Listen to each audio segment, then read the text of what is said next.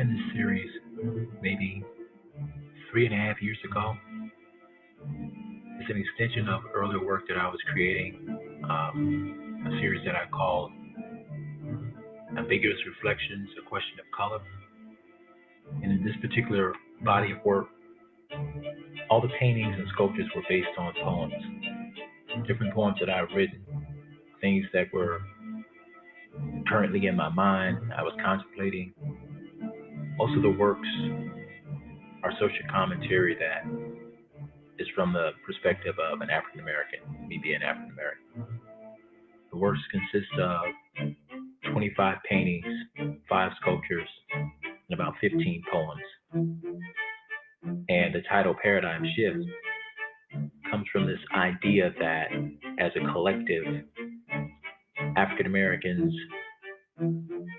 are often viewed from a historical standpoint of slavery going forward, especially the history that is taught in the school system. And this series is an attempt to recognize that, but also to move beyond that and to shift the paradigm and argue. Hi there, Gerald. Hi, how are you doing, Louise? How are you? All right, so we're going to get the interview going. I was hoping to start the video a little earlier, but the sound, I had it set up a different way, but the sound, for some reason, is very low on the video. Oh, okay.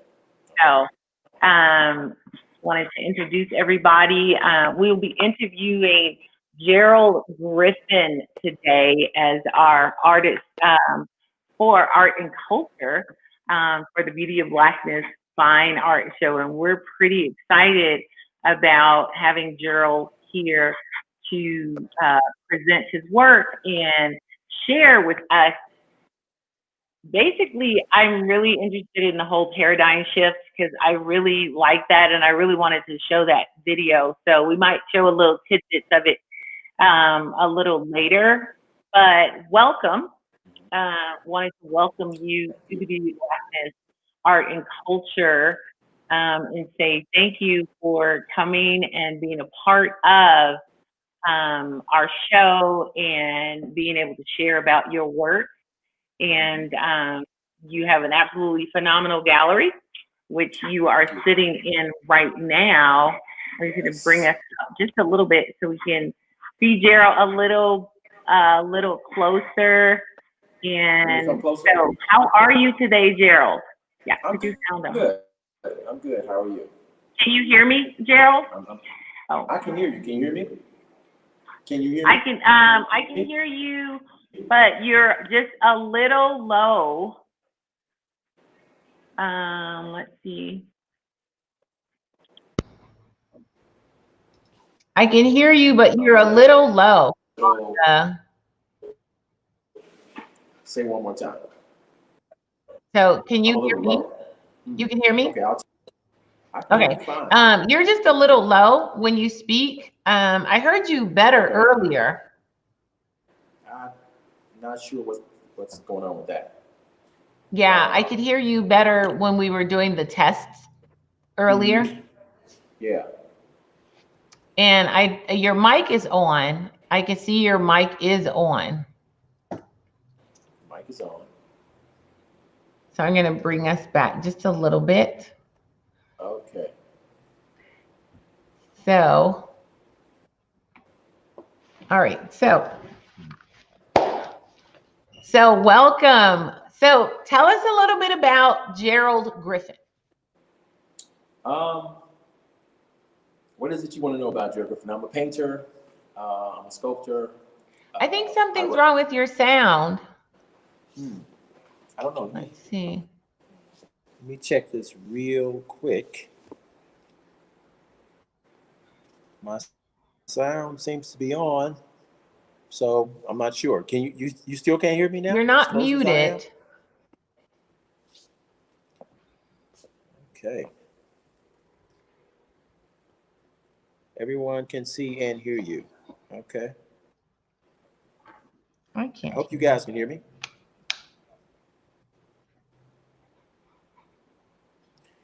Okay, so the sound is all the way up.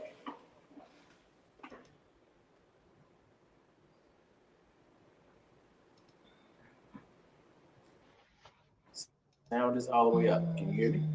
It's all the way up. Can you hear me? Louise? Okay.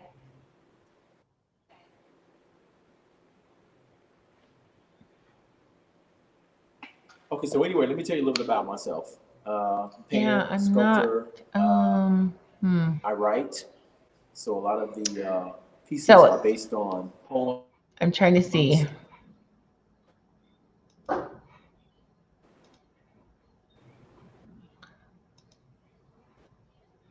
Okay.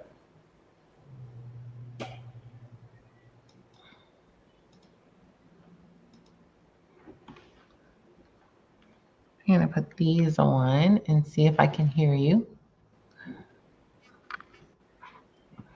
Go ahead, you can keep speaking. Okay. So the Paradigm Shift series is a progression from a series that I created. Okay, so, okay, yeah. You can hear me? I just, for some reason, I Good. can't hear. Okay, I think it's just me. They said they can hear you. They can hear us both. All right. So I think it's just, for some reason, it's my mic that's off, which is weird. Okay. So let me switch my audio really quick. And you keep sharing. I'm going to keep sharing. Okay. So I think in this shot, you see a painting in the back of. I'm just going to switch my audio. Okay, piece here. Painting on the wall. It's hard to see the painting, but it's called The Quest for Freedom. And that was from an earlier series, Ambiguous Reflections of Race and Identity. And I kind of progressed from that series and started the Paradigm Shift series, which the series itself speaks about contemporary issues within the African-American collective within our society. And it attempts to have those conversations using narratives and symbols of history and struggle, and whether that struggle be slavery or that struggle be dealing with social issues that we confront to this very day. Okay, so, and that's the painting that's behind the young lady, because I know we had talked earlier, that's the transition from those particular pieces to your paradigm shift pieces. Correct. And in those pieces, the paintings were done monochromatically, where it's just black and white, and then the addition of one color. And that idea was that society tends to pit black against white, but as human beings, we're too rich for that. So there's always some color that's going to come through. In that particular painting, the blue is the color that comes through besides just the black and white. And the narrative it speaks to, if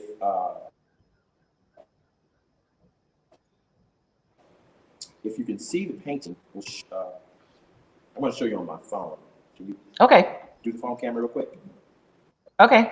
Let's do. So, all right. We'll bring it up. So if you see this piece, the title of it is The Quest for Freedom. And it shows a progression of individuals in the water, and they're swimming towards shore.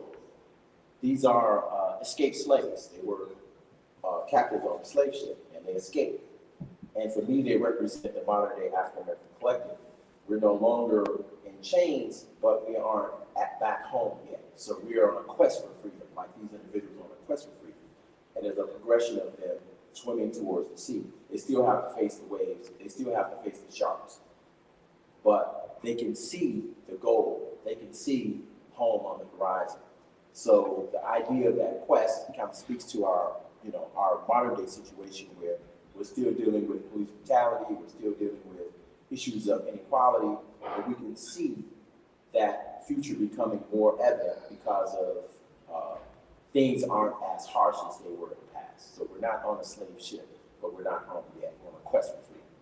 So the pieces kind of progressed from that idea to ideas like this piece here, which the title of this piece is The Womb of Blackness. And it's a three-dimensional sculpture. It's a bronze sculpture. Close to kind of show you. You see this Black woman, and she's kind of reclaiming her own self, her own sexuality, her own body. And she's standing in a yoga pose that talks about, that is symbolic of birth, symbolic of where everyone comes from, and Black women being the first woman. So it speaks to this idea of mother of creation, or coming from a womb of blackness, all things coming from that womb of blackness. So although there's a concerted effort to keep us separate, we're all really the same because we all come from the same place. And the poem for the Womb of Blackness says, think not that the spirit is light. Creation starts in the mind in the darkness of night. Without the concept of time, where there's no wrong or right. And when we close our eyes so that we may have light. It doesn't matter your place, it doesn't matter your name. In the midst of the void, we're all just the same. Just sparks of possibility, no more, no less. Beings of light yet to be in the womb of blackness. So it kind of speaks to this whole idea about us all coming from the same place. Wow, that was beautiful. So that's kind of how the paradigm shift works within these different pieces. And these ideas are from poems, and then the poems were created as either two-dimensional or three-dimensional interpretations. In this case, it was a three-dimensional interpretation with the Womb of Blackness. And they're from different perspectives. So this is from a perspective of Black women kind of being the mothers of creation. And there's a couple of different sculptures that speak to that, but they vary depending on what the piece is. So you actually, go ahead. I'm sorry. So you actually developed the poems first. No. So yeah, I have a stack of poems. It's about 50. And the ones that became part of this series is 30 pieces. So there are 20 poems that still exist that I didn't do pieces. I didn't make visual interpretations of those poems. Okay. So the poems came first. Okay, so the poem, that's what I thought. The poems came first. So when did you discover this, because I've always known you as an artist. And then when I start seeing these poems pop up, I'm like, wow, okay. As far as, I've always known you as a painter. Historically, artists have been multidisciplinary. Going back to antiquity, you have artists like Leonardo da Vinci, who was an inventor and a painter, and Michelangelo, who was a sculptor and a painter and an architect. So as an artist, even as artists today, we're one-dimensional. There are different things that I do beyond just sculpting and painting. I mean, I play music. I write music. I write poetry. So we're varied, I think, as people, as human beings, and it's that variation that creates interesting conversations. For me, it's always a challenge to say, how do I have this conversation? How do I express this conversation? I can express it in words like we're having now. I can express that conversation through a piece of art, whether it's a painting or a sculpture, or a drawing, or what have you. But although the aesthetics is important, I think more important than even the painting or the sculpture is the conversation. So it kind of, because as an artist, you kind of grow up and you're looking for your voice and you're trying to find your style of work. But what I'm finding is more and more artists are actually exploring different styles and different mediums. And that's one of the things when I first saw your sculptures, I was like, wow, he's sculpting.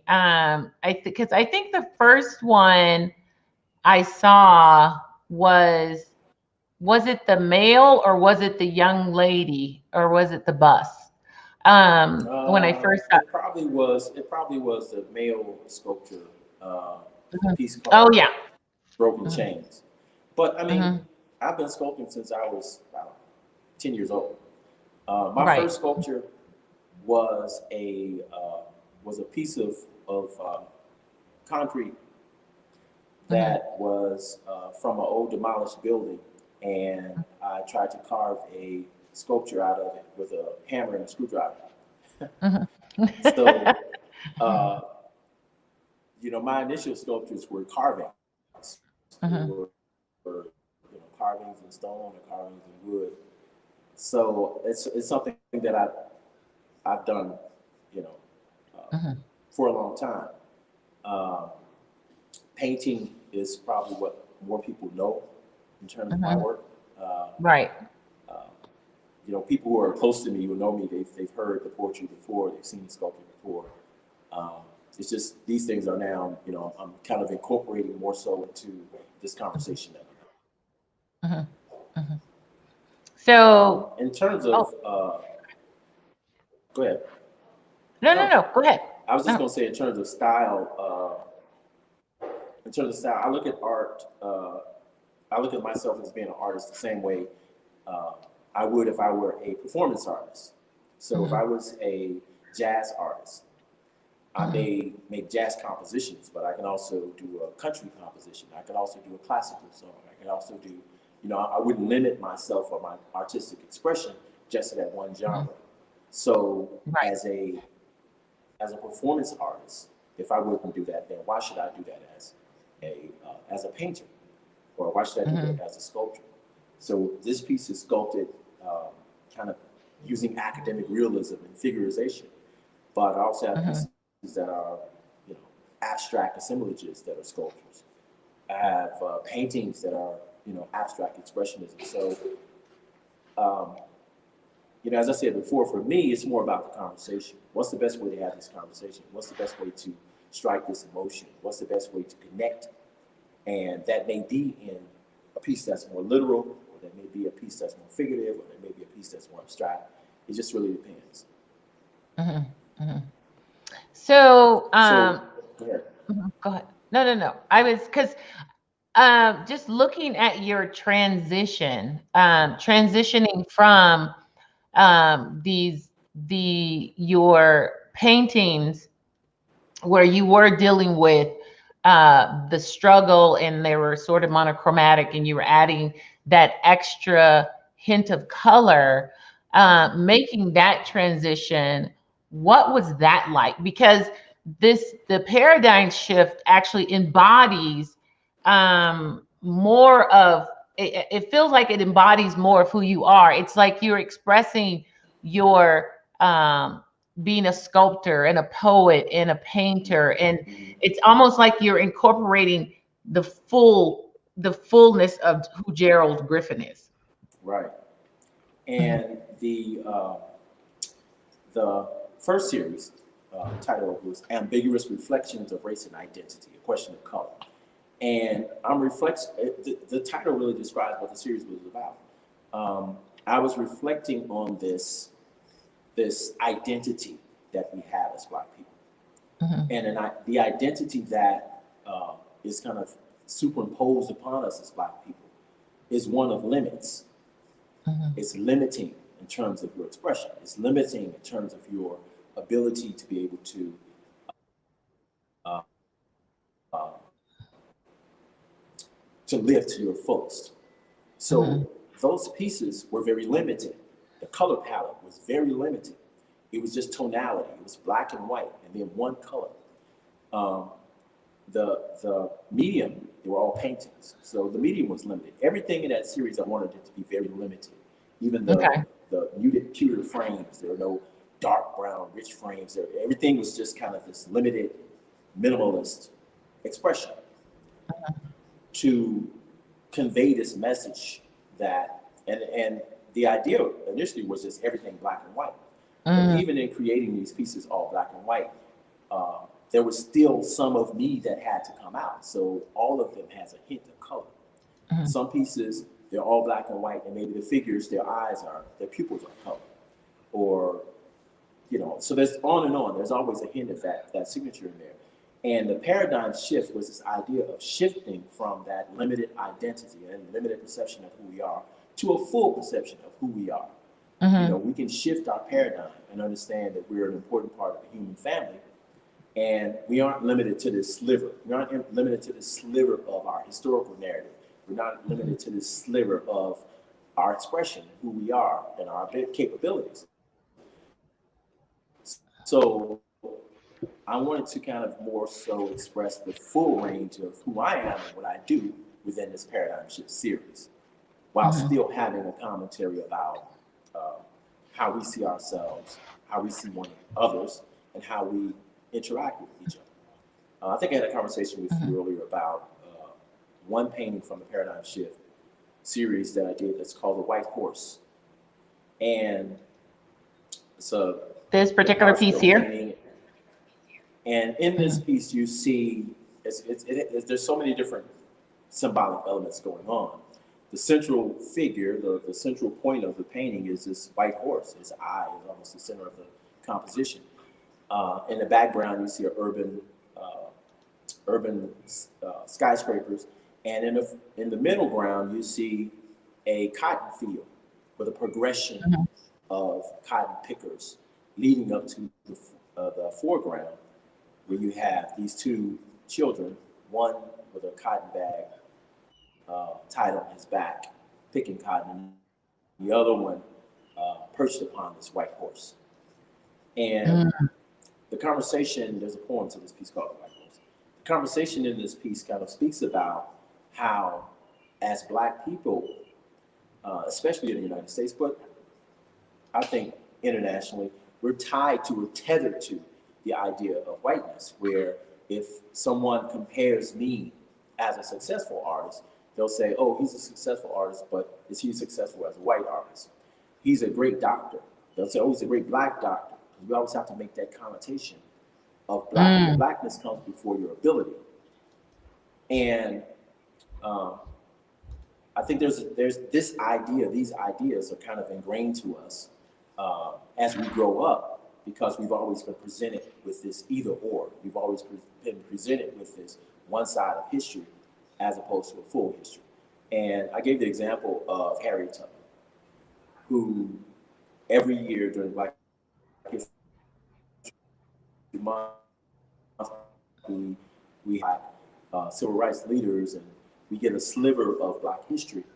But even that Black history that we get is limited and insulated. It tries to isolate us even within the historical canon, because it speaks about Black people as though other people didn't exist.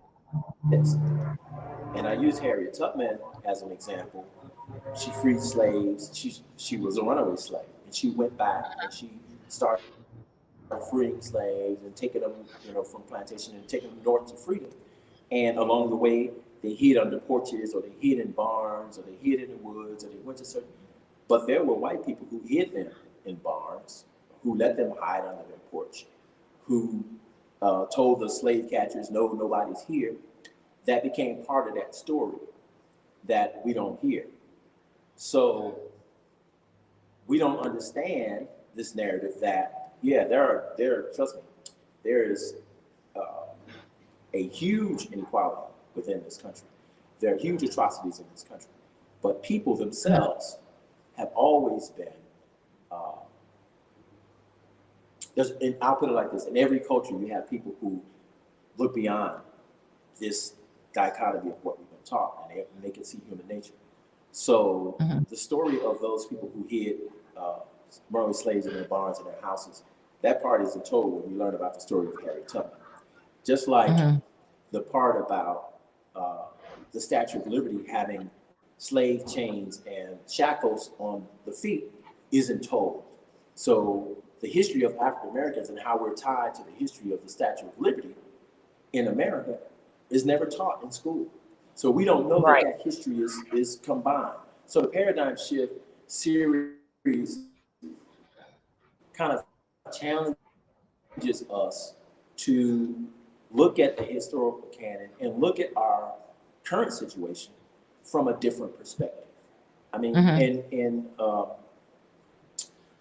in the current things that are going on in society, as a prime example, Black Lives Matter is a huge movement that's going on right now. And the people who've died in the protests of Black Lives Matter have been white people. There's a white woman who was run over by a car. There's a white guy who was shot in the head.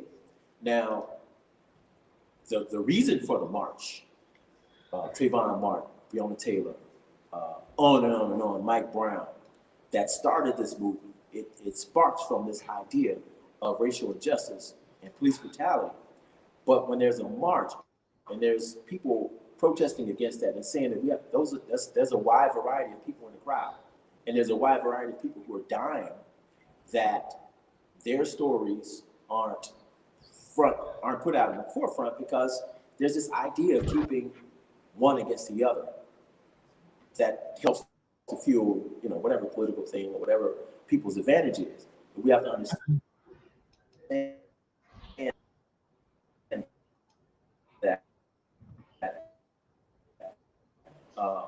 that challenges us to look at reality, but also look at our perceptions on what that reality is.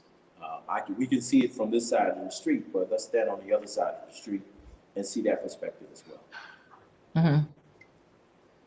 That's because we did talk about that portion of it, as far as not how society does not show the cooperation or the collaboration of races. It's as if it's continually trying to separate or segregate even within itself. Exactly. I mean, I use the Black Lives Matter as an example, but if you think about one of those protests, you have Native Americans there, you have Hispanics there, you have blacks there, you have whites, you have everybody protesting. But if you were just to listen to the media talk about it, it's black, white. There's Asian people out there. Everybody's out there because there are people protesting injustice. Everybody's there. Everyone has a stake. And we as Black people can't allow society to keep pigeonholing us and limiting us to who we are and what we're capable of by just saying, oh, it's only Black this, it's only white that, it's only that's a conversation that I want to have with whoever. And I try to have that conversation through the art. So do you feel that So do you feel that if these kind of things were brought out, that things would be a little different as far as showing via media or education how there has been collaboration, how there has been cooperation, and everybody kind of working together? I always try to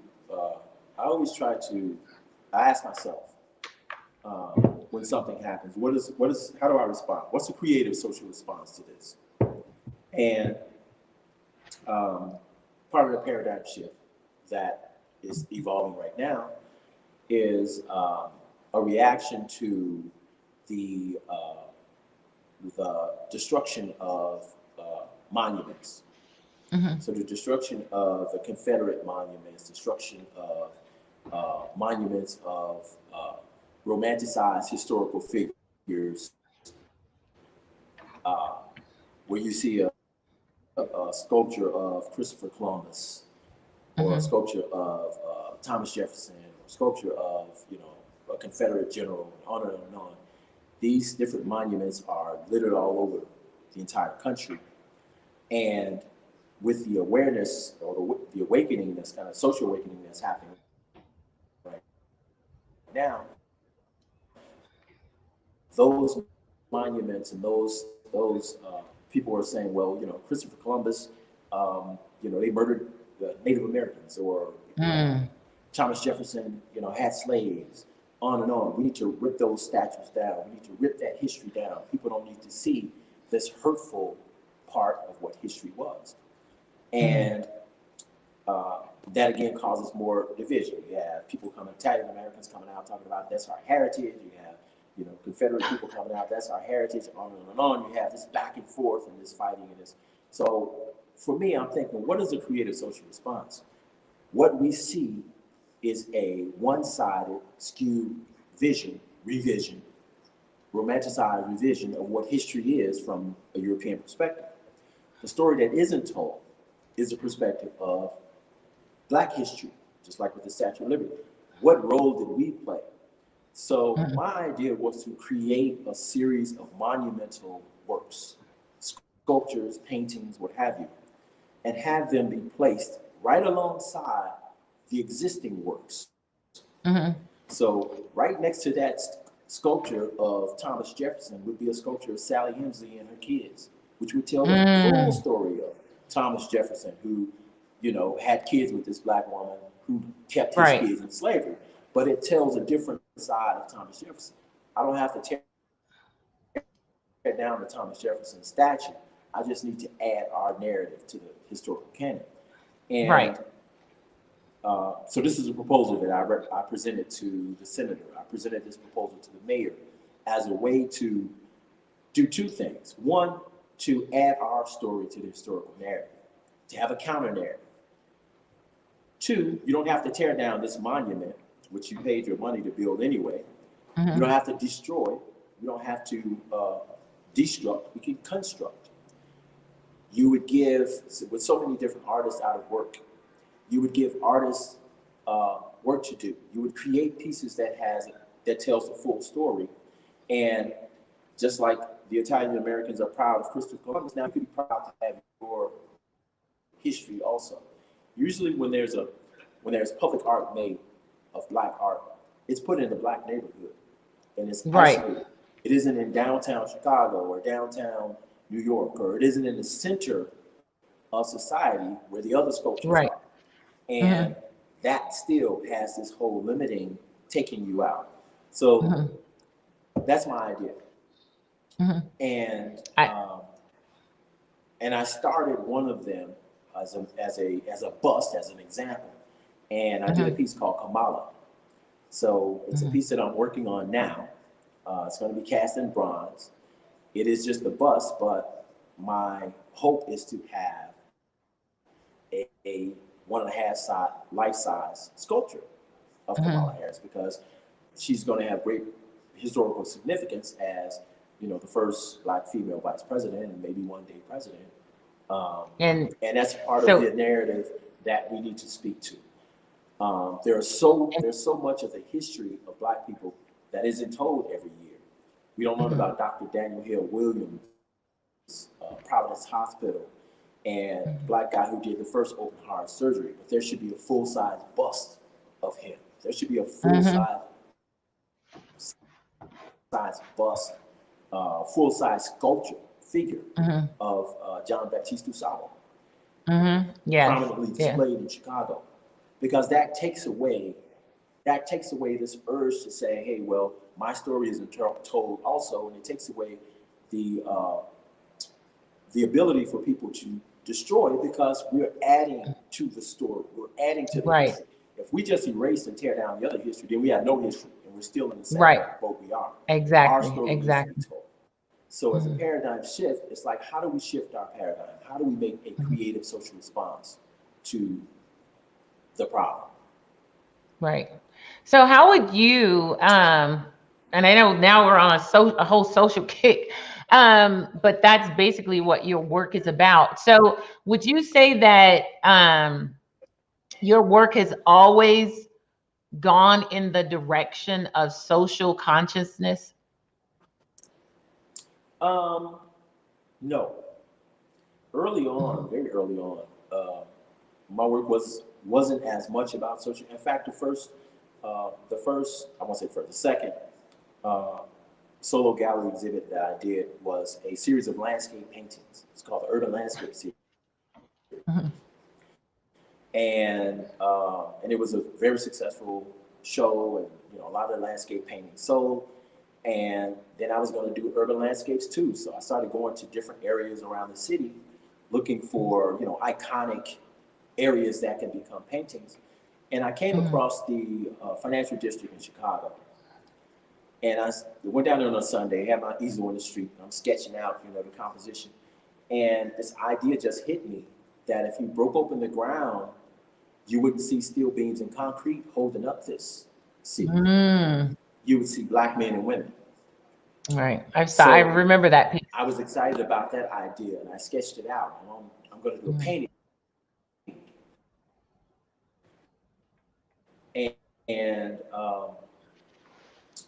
But in the back of my mind, this one idea was just kind of eating away at me. And I did this painting titled The Foundation. And it showed the City National Bank, Federal Reserve Bank, Board of Trade, symbolic of the financial wealth, not only of Chicago, but of this country. And the Board of Trade being iconic, because where commodities are traded, and Black people were one of the first commodities traded in this country. And the idea of showing that the foundation it was built upon was Black men and women was to say, wasn't only to say, hey, this is what happened to us, woe is me, you're to blame. It was to say that we have a birthright in taking part in the financial success and our success in this country because we're the foundation on which it was built. It talks about this idea of us not accepting we don't belong. When none of this would exist if we didn't exist. So again, that was the beginning of this conversation about this social commentary of how we and how society sees us and how we, It's all of that to say no. Social commentary hasn't always been a part of my work. Yeah, because that's what. The beginning. That painting went on to win 3 awards. It won first place, Black Creativity. It won a first place award in New York City, Valentine, New York award. This is the piece. This is the piece here. It was shown along. That's the foundation. It was shown along with 2 other paintings of mine at the Studio Museum in New York in an exhibition called Black Romanticism. I was trying to bring it up bigger, but I think that's as big as it is. So, so the painting is now available.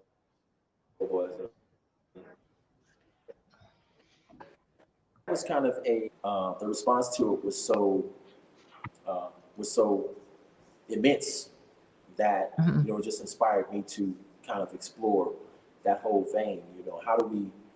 How do we have conversations and communication through art? Serious conversations.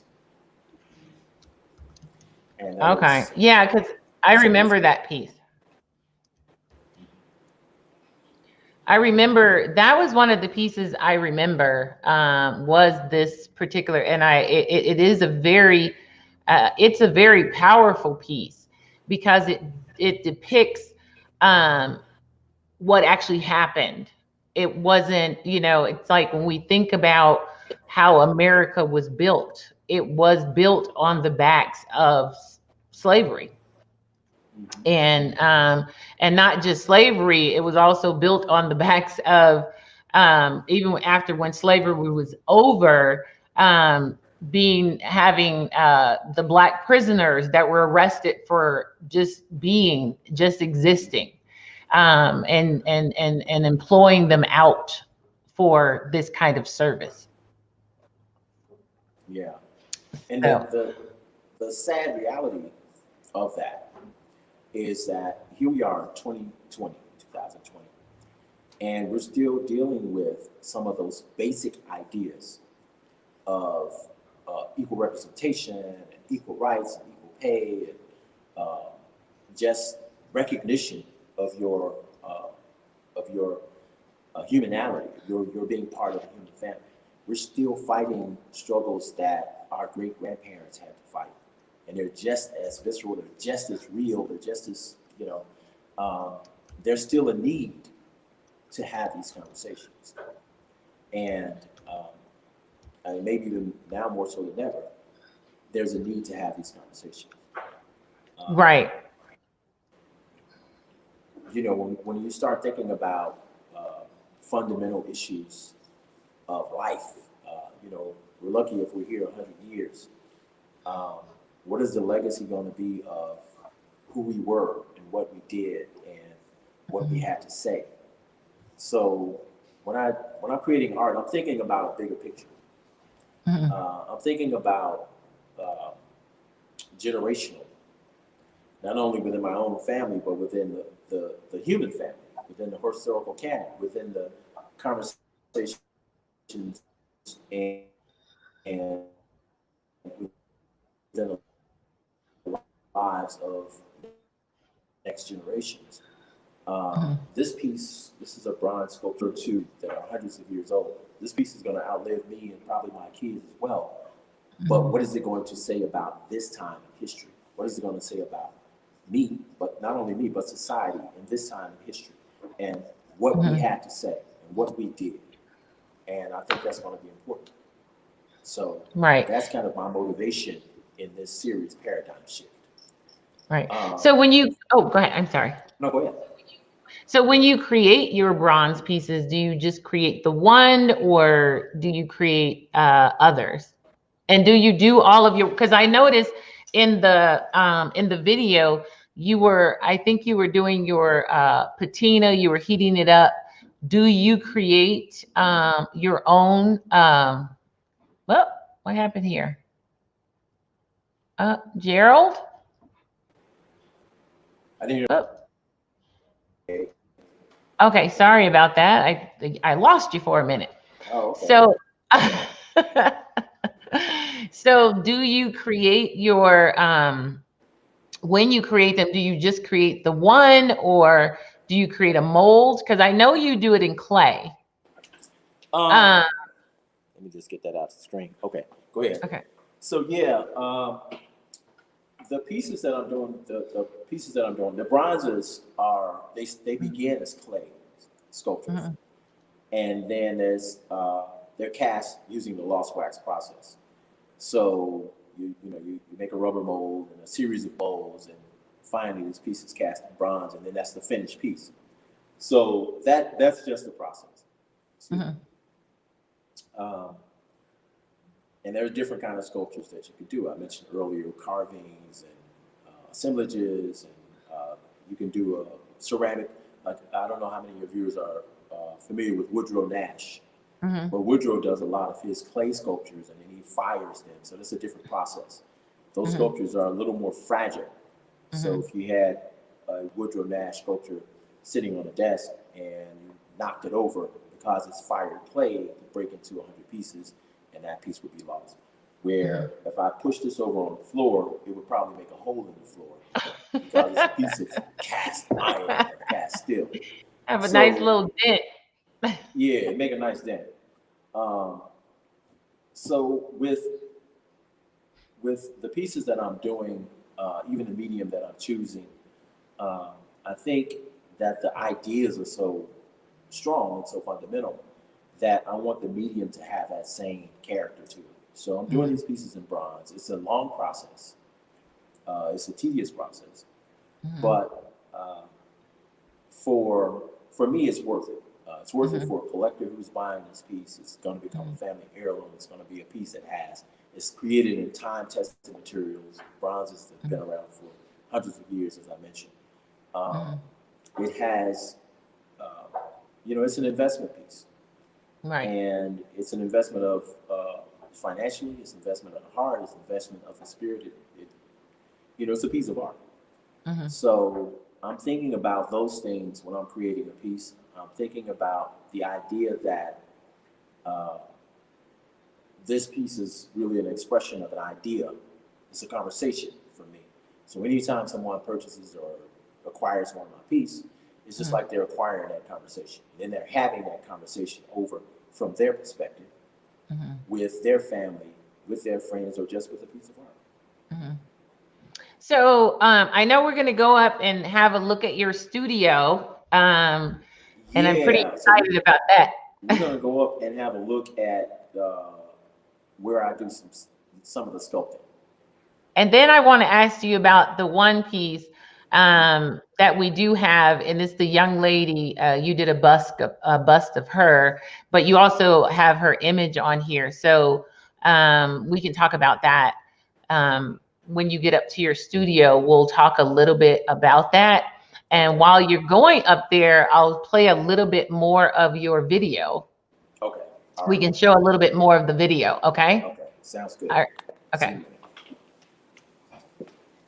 From one of dependent to that of independent. And the idea that those chains, whether they be physical, mental, or spiritual, are within our power to break and drop.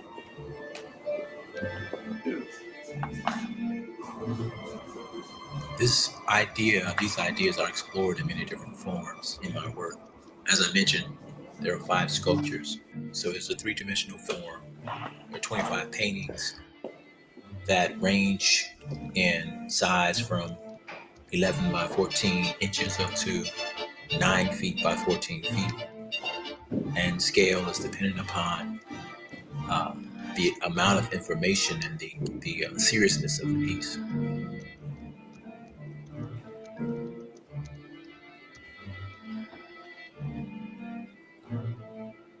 I guess I've always been an artist, although I never imagined that this is what I would be doing for vocation. It was something that was buried inside of me, and I guess it was my fate for that to come out. And I'm glad that it did, because it helped me to create a way of expression and conversation and dialogue that I don't think exists in any other form.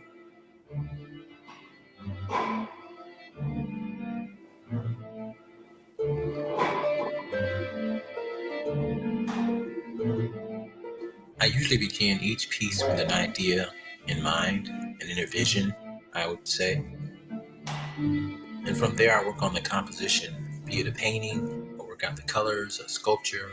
I begin working on the armature and thinking about how I can bring this piece into life. I'll begin an oil painting first and foremost by stretching the canvas, deciding which colors I'm going to use, mixing the colors, working out the composition, and then the piece will develop. This particular painting that I'm working on is titled Escape, and it's using a historical narrative of a slave escaping from a slave ship as a metaphor, the desire of modern day African Americans and people of color to escape the lingering effects of chattel slavery, which are racial oppression and inequality.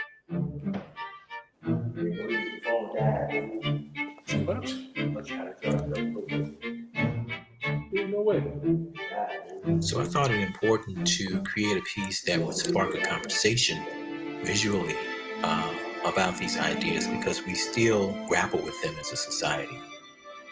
In the particular painting, you'll see on the right side, you'll see Africa, and on the left side, you'll see a modern day city skyline.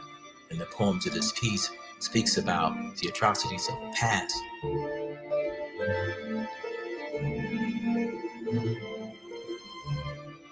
However, the last stanza says, "But today I will remember me, today I will escape." And it's the idea of escaping that past and escaping that history and recreating ourselves from within.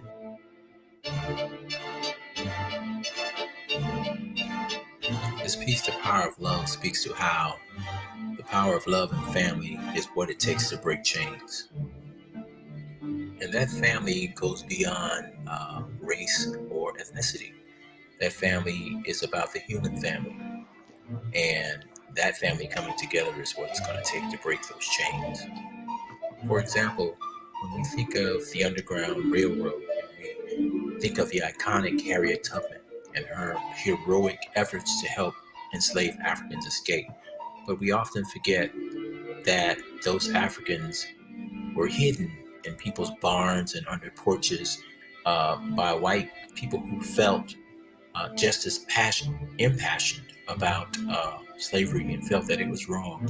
And they risked their lives and their families to help and aid Harriet Tubman in helping Africans to freedom. So we have to realize that Black history is all of our history. We were not isolated in time, and we aren't isolated in time today. We are all one family. My hope is that these works will inspire us to shift our vision and our paradigm about the reality of who we are as a people, our importance, and how we fit into the human family.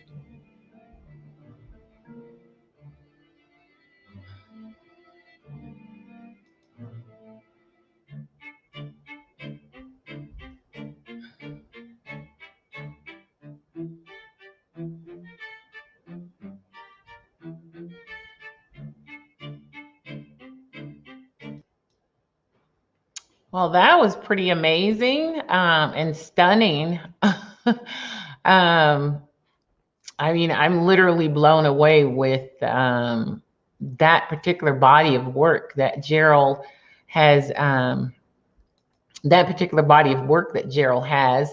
And we're just waiting for Gerald. He's gone up to his studio, and I'm literally looking forward to having him come back and just kind of share a little more about these particular pieces along with some of the other things he's doing. Hey, Gerald. Did you, I was waiting for you to go up to your, studio. Did you make it up to your studio? I made it up to my studio, but I'm gonna have to take this video. I'm gonna have to take this iPad up there because I can't. The one upstairs is not on. Oh, okay. Okay. Can you hear me? I can hear you. Okay, so I'm gonna just take this upstairs. Okay. All right. You want to take that one upstairs? Okay. I think there was another. I was gonna. Let's see. I thought there was another Gerald Griffin video somewhere on here. I was gonna. But yeah. Yeah, I was just gonna keep playing you. I was just gonna keep playing the Gerald Griffin. We have a Gerald Griffin series. But no. Go ahead. You can take that one up. Yeah. That's fine. 1 minute. I think this is from your Lafayette exhibit, actually. Yeah. So as you go up, this'll still play while you take that one. So you can go ahead and take that up. Okay. Okay. I'm taking this up. Okay. We're traveling.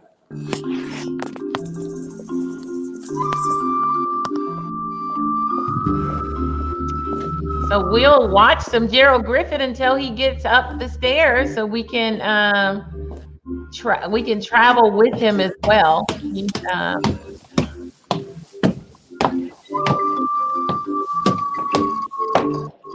Okay.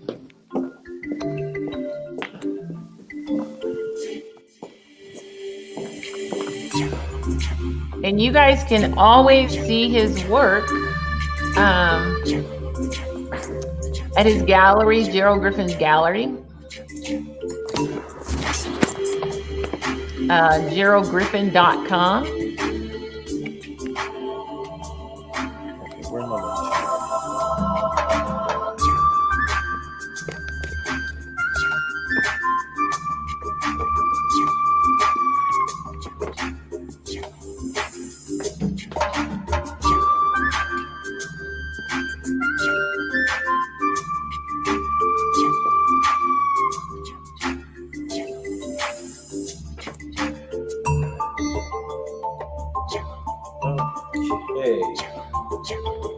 All right, I think he's ready for us. Okay.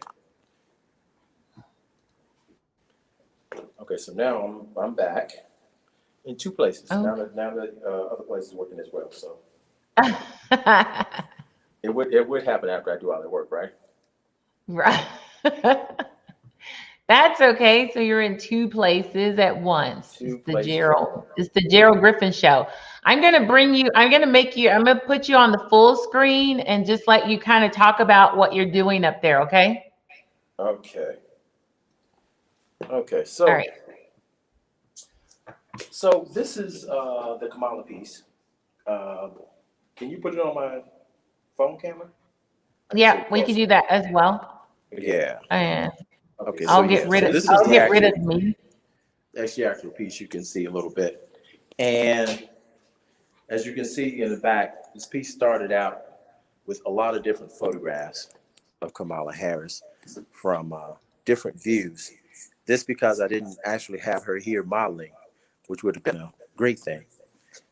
But this is the bust, and you can see that it's a pretty big piece. It's almost maybe a little larger than life size. Hmm.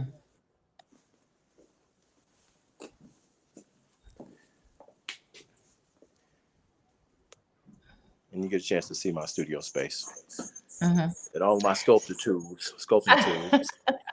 So what made you want to do a bust of Kamala? Well, Kamala is one of the historical figures that I'm doing. There's also going to be, I mentioned Dr. Daniel Hale Williams, just a countless number of African American figures that have a significant role in creating a counter narrative to some of the negative stereotypical monuments that exist. So because of the unique position she's playing, not only in this political cycle, but in our story, I thought that she would be an important.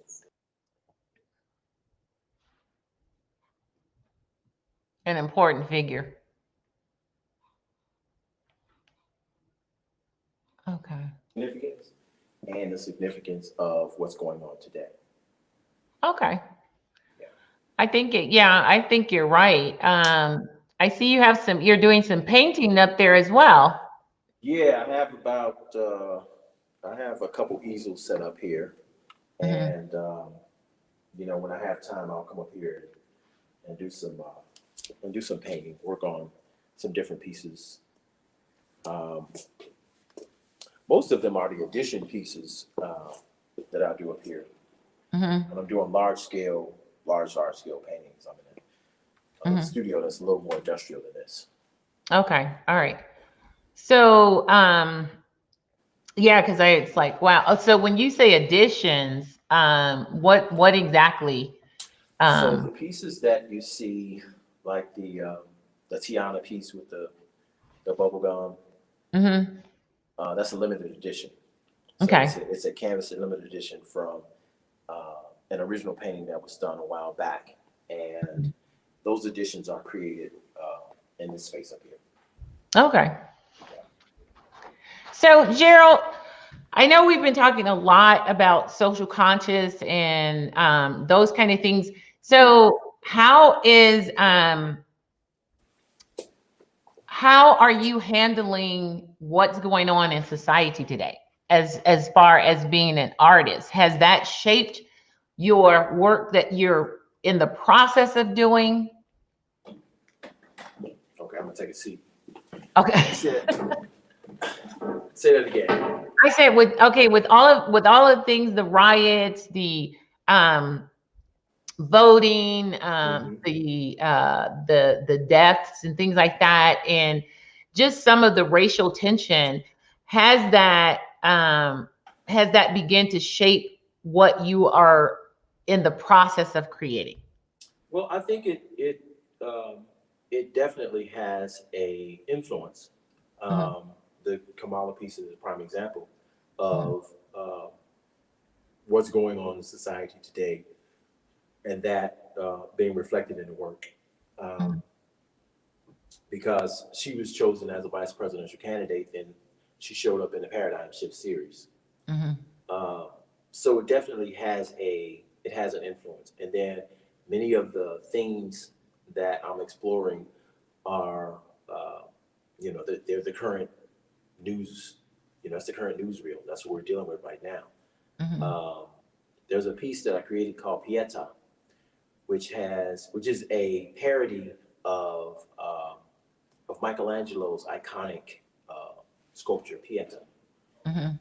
Except in my Pieta, instead of it being, the Virgin and Christ after he's deposed from the cross, it's Trayvon's mother and Trayvon Martin after he was killed by George Zimmerman. And in the background, roughly painted silhouettes of police officers and gang members and Klansmen and all of these different entities that take the lives of Black, youth for granted. That piece, which is also started out as a poem, but it's part of this idea in the Paradigm Shift series. So a lot of the work is reflective of current events and what's happening right now in society. So you said the Paradigm Shifts is about 30 pieces. Is that what you said? Yeah. So are you limiting it to 30 pieces? Or when I say it's 30 pieces, that was the idea in terms of, okay, I'm gonna take these 30 poems and create artwork from them. But I mentioned to you earlier that there's probably more than 50 poems. So there could easily be 20 more Paradigm Shift series paintings or sculptures or what have you, artworks, I should say. And then the work evolves, everything is based on, you may have an original idea when you start, but that idea will grow and evolve. And the end result may be very different than what you began, because, you're incorporating everything that occurs during the creation of that work. So there's definitely some of that influence going into these works, and as the Paradigm Shift continues to evolve and reflect and try to speak to artistically speak to some of the things that we are dealing with. So as an artist and as a I guess as an artist and then as a Black artist, because I know you don't just look at yourself as, you look at yourself as an artist. What would you say has been some of your biggest challenges? What has been some of my biggest challenges?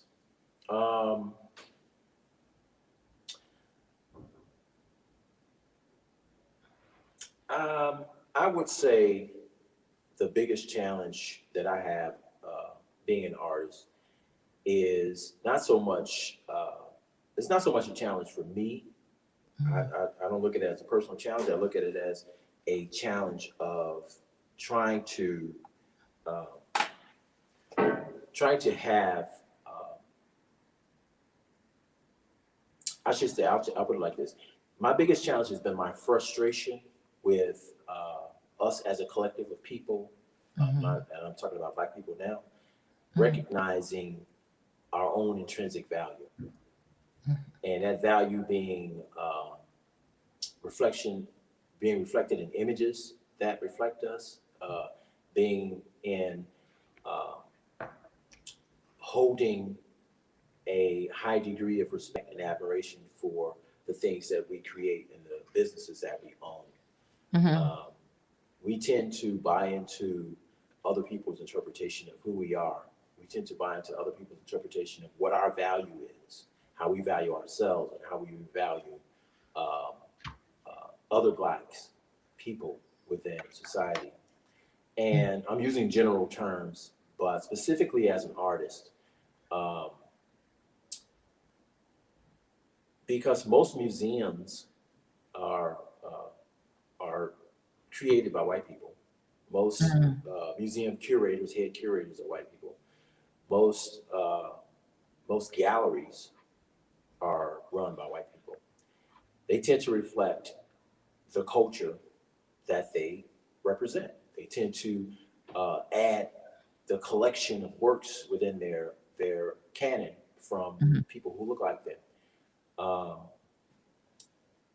And they tend to value those works and say these are created by geniuses, these works are precious, and these are important statements that need to be preserved, and need to be seen, and need to be shared, and this perspective needs to be heard. And as Black artists, I would say any artist is hoping that someone will have that admiration for their work and value them. But as Black artists, I think even more, we have this we're looking for acceptance, we're looking for admiration, we're looking for validation. This validation that you too are a genius. You know, if someone could say Picasso was a genius, how often do you hear a Black person being called a genius? How often do you hear a Black person being referred to as something who, you know, is creating something so unique that the whole world has to see it? The auction houses put certain valuations on certain things and works, and there's no Black artists, Kerry James Marshall, on, that are being valuated like white artists are being evaluated. And even amongst Black people, you know, you'll have great, you'll have successful celebrities, and Black people will say, you know, hey, Picasso, baby, oh, I'm going to get, you know, I have a Louis Vuitton, I have this, I have that. White designers, your value is not reflected in your own people. Your own, right, yeah. And that isn't, I think that's a direct reflection of the historical narrative that's dominant, not only in the United States, but throughout the world. So these conversations, the Black Lives Matter, they touch every part of our existence. They touch our lives, they touch our children, they touch our health, they touch our, you can go down the line. And it's that valuation that I think we struggle with. I know I struggle with it, but not so much evaluation from someone else. I struggle with the idea that we don't value our own selves. You know, I struggle with that idea. I struggle with that idea that someone may feel more comfortable spending, you know, their life savings on a reflection of art that doesn't speak to who they are, doesn't speak to their culture, doesn't speak to, because that's what society has told them is valuable, as opposed to us deciding what's valuable. And when I say that, I'm talking about people who have, you know, they're financially, they could probably purchase whatever they want, and yet they decide not to value their own reflection, value their own selves. Maybe it's, you know, as an idea to impress someone, or on and on. But at some point, only we can define our value. I'll give you a quick synopsis. If I wasn't married and I was trying to date a young woman, and she's going to have a certain valuation of herself. If I say, okay, well, here's our first date, I want to take you to McDonald's, she will say, or she might say, McDonald's, are you insane? You know, I'm worth much more than McDonald's. You have a certain valuation of yourself. You won't accept less. We should have that same idea about everything we do. That's kind of what the Paradigm Shift series talks about. The Ambiguous Reflection series was about the limits trying to be imposed upon us as people. And Ambiguous Reflections is there is no limit.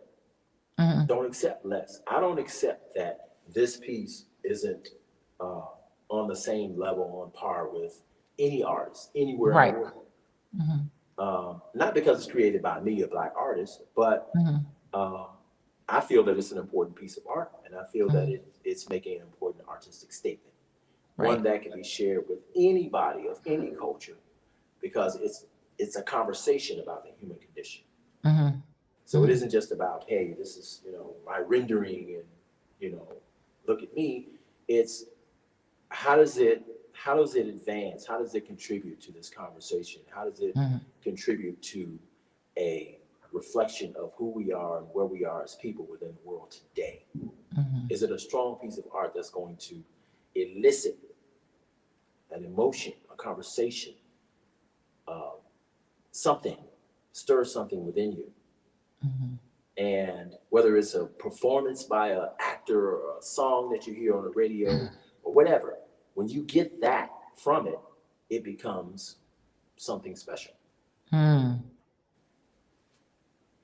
That's, I really like that, because one of the things that I've always admired about you and your work is that sense of value.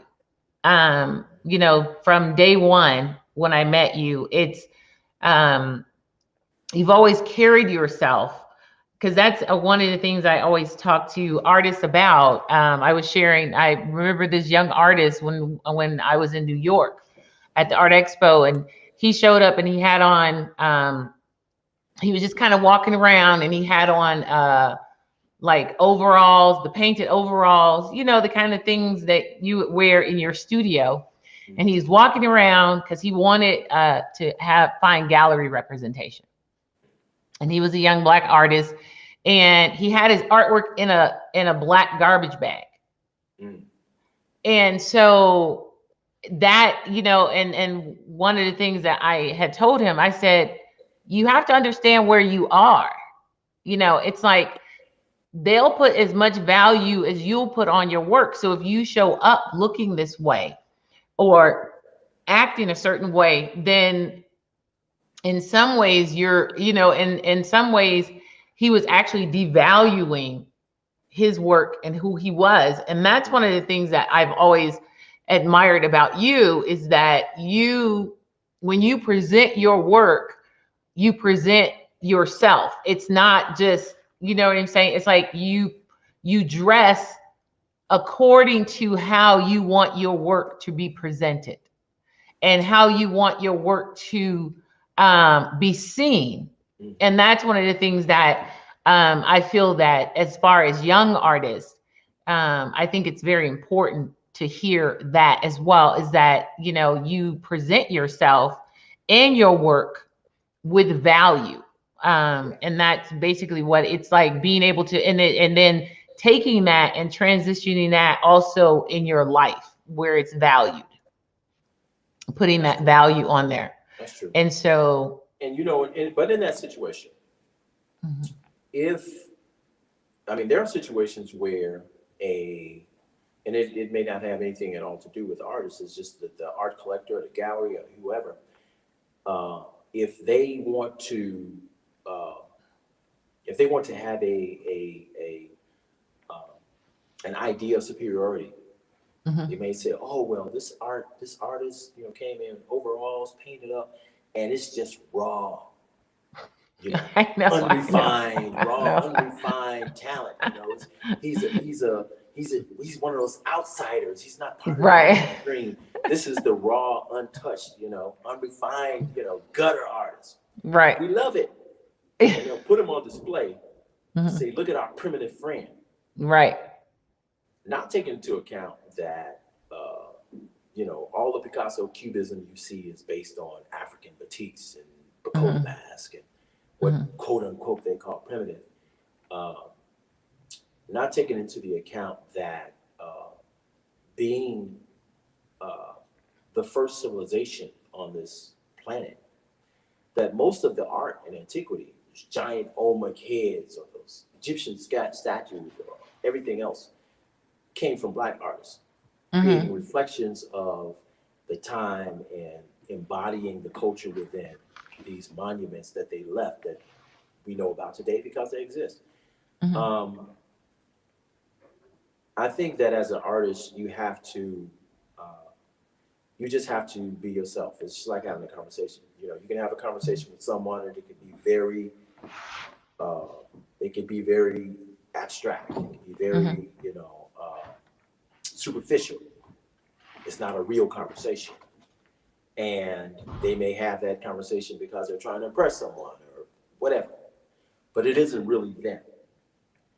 So with me, the conversation that I'm having through the art is the conversation I would have if the art didn't exist. So the art is a reflection of that conversation. It's me, like you mentioned, it's me. I dress a certain way, my heart is a certain way. Right. And what I say to any artist that's starting out is, you know, nobody else can be you. Right. There's only one you, but that's okay. You're unique. That's what makes you special. There's only one you. So be the best you that you can be. But I also look at art as a profession. I also look at artists as, if I wanted to be a surgeon, I could say, you know, I really like helping people and I want to be a doctor. So I'm going to go get this fork and this knife and I'm going to start operating. My passion can be there. But if I don't have any training, if I don't know anything about surgery, I shouldn't be picking up a scalpel. You could say, hey, I have the passion to be an artist. I always love art. I love to draw. I love to sculpt. I love to move around. Get some training. Know the fundamentals. Know about color. Know the primary colors. Know about adding those colors. Know that you could create 30 different color wheels using different colors and using different primary colors. Understand that you could use ivory black as blue. You should understand color theory. You should understand tonality. You should understand form and composition. Then create whatever you want. It's a genuine creation, but you have the skills. It isn't a happy mistake. Because I mean, there's artists who will create a piece and you say, oh my God, that's great. I can never do it again because it was a happy mistake. Right. And then there's an artist who has skill, who he's honed and worked and fine-tuned. And he can make that same kind of expression 100 times because it's who he is. There's a basketball. I mean, anybody can pick up a basketball, throw it, and get a lucky shot. And he says, that's an incredible shot. You did that with your eyes closed 30 feet away. Michael Jordan could probably do it 100 times. Right.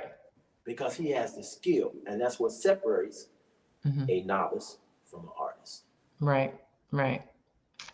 That was pretty powerful there. I like that. At least that's my opinion. So well, no, I mean, that was very significant. So I want to say thanks to Gerald. We are interviewing artist Gerald Griffin. I should say artist, sculptor, poet. I should have had all that written on there. Gerald Griffin. You can actually find his work at GeraldGriffinGallery.com. I've been running that on the ticker, but I'm going to take it off the ticker so you can actually see it without it being on the ticker. So you can actually have you can find his work at Gerald Griffin Gallery. You can like him on Facebook and Instagram and follow him. I would have the links up, but Gerald forgot to send them to me. So go to G Griffin Fine Art. G Griffin Fine Art is Instagram. I think Twitter is Art of Griffin. And Facebook is just Gerald Griffin or Gerald Griffin Gallery. Right. So Art of Griffin, Gerald Griffin Gallery. He has several beautiful, beautiful gallery. Beautiful. I mean, he has an absolutely just wonderful website. I love going to your website because it just looks elegant. So go to his website, check out some of his work. If you have any questions, you are free to post some questions. I know Pancho came in a little later. He just wanted to say hi to Gerald. Hey, what's up, Pancho? So yeah, and LaShawn came in. I forgot when he came in, but he came in at a portion. And we have some other people. Abby said that your work's amazing. Jacqueline, said you're just stunning. And we have a Susan Charlotta. I have no idea, but she's actually in the broadcast, which is she entered our broadcasting studio, and I'm still trying to figure out how she did that. And so, there she is. She's talking. How you doing, Susan? You know Susan? Do you know Susan? I don't know Susan. Okay. I'll talk to Susan afterwards because I'm astounded that's just hold on, Susan. We'll chat with you after the break. Holly wanted to say incredible. Thank you, Holly. Holly's been with us the whole time. Just Holly was here earlier. Like, hey, I can't hear you. When are you coming on? Yeah, Holly is an incredible young artist doing some nice things. So nice. Oh, we'll have to get Holly on then. So, but just wanted to say thank you very much. I just love what you're doing as far as the paradigm shift is concerned. And not just that, I love all of your work. You have created an absolutely astounding body of work, even the pieces before that, with the whole monochromatic and color. And even though we have been knowing each other for quite some time, I had no idea what all of your work, it's like me, I'm like, oh, that is so beautiful, Mm-hmm. But I am so grateful to be able to sit here and interview you and talk to you, because it gives your work a whole nother meaning for me. That's one of the reasons why I wanted to have this huge gallery space. Mm-hmm. And I wanted to have a place where people could come and it looks like a museum and just feel at home and feel free to walk around, and you're not under pressure to come buy anything, but come and have some of those conversations. Mm-hmm. You can have those conversations with me if I'm not here. You can have a conversation with the artwork. But it's this idea of having kind of our own spaces. So mm-hmm. I'm from Chicago. You know that for a number of years, my gallery was downtown, in the middle of the gallery district. Mm-hmm. And when me and my wife decided to, she wanted to expand on her interior design studio and meet with the gallery, and we got this space that's on the south side of Chicago, 8237 South Princeton. It's 46,000 square feet, so it's a huge building. Wow. And the gallery space is like 2,500 square feet. Mm-hmm. So it's one space within these spaces. Right. It's a really nice space. There's a not-for-profit here called Artist Life, NFP. We're going to be doing art classes. So it's a great design center, and it's located in the heart of Chatham on the south side. And I wanted a place where people can go. They can have great events. They don't always feel like they have to go outside of themselves and their community to be able to enjoy fine things and to have, kind of upscale experiences and conversation and talk about art and, be who we are as people. Right. So it's the Gerald Griffin Gallery and Wardell Griffin Design Center. Right. I think it's pretty fabulous. Your space. And I always like to go there and it's like, oh, this is nice. I mean, I haven't been there often, but because I'm not in Chicago a lot, but just going on your website is always really pretty amazing. I enjoy going on your website. So thank you guys. I don't think I have any more questions. Just people are like shouting you out. All right. So say bye, Kamala. Say bye. Kamala's gonna say bye. So thank you guys for tuning in.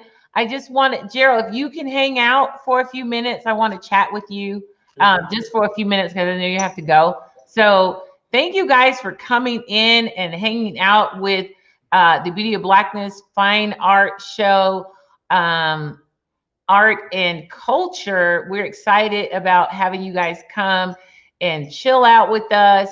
We are on every Saturday at 6 o'clock. We were a little early today because Gerald needed an earlier time, but we are here every day, every Saturday at 6 o'clock, interviewing and hanging out with different people and just sharing what we do and inviting you to come and tag along with us. And I just want to share this last video, and you'll see some of the other artists that'll be a part of what we're doing. Also, definitely go and check out the Beauty of Blackness Fine Art Show, the Beauty of Blackness Fine Art Show.com. Hold on, I think we got a couple of comments that came in. Oh, she said, what is your advice for up and coming artists? Good evening, Louise.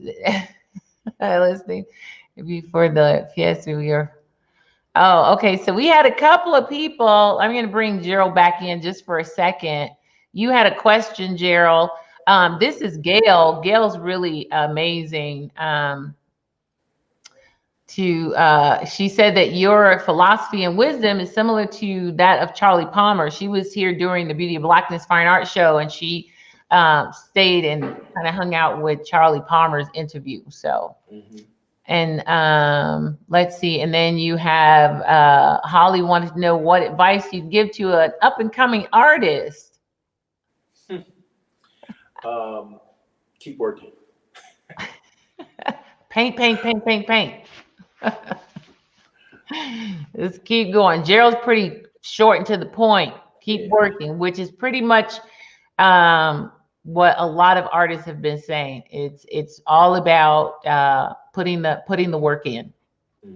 All right, so we're gonna leave you with our short video, and we will be signing off.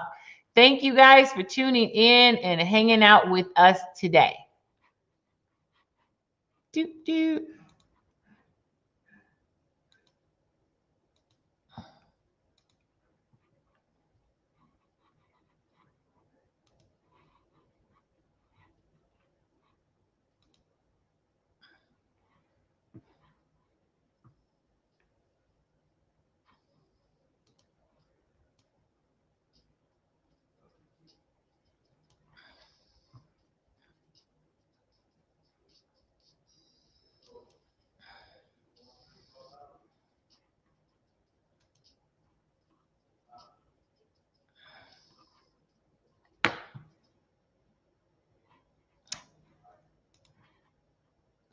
Oh, I forgot to remove myself. Bye.